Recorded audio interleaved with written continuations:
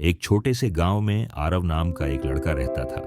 उसके पास न घर था न परिवार, सिर्फ एक टूटी हुई झोपड़ी और फटे कपड़े। लेकिन उसकी आंखों में एक अलग ही चमक थी, सपनों की, उम्मीद की और विश्वास की। लोग उसे ताने मारते थे, अरे ये लड़का कभी बड़ा आदमी नहीं बन सकता।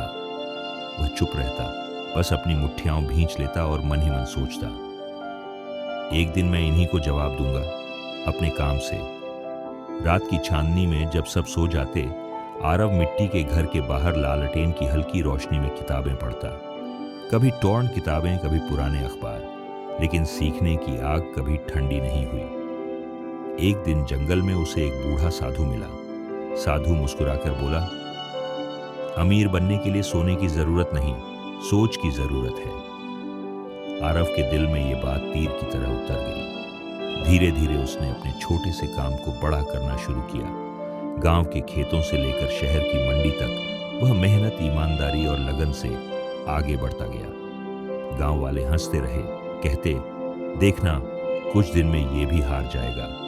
पर आरव ने किसी की नहीं सुनी। वह जानता था, जो सपने दिल से देखे जाते हैं वे एक दिन सच्चे होते हैं। सालों की मेहनत के बाद वही आरव उस मुकाम पर पहुंचा जहां कभी जाने की उसने कल्पना भी नहीं की थी।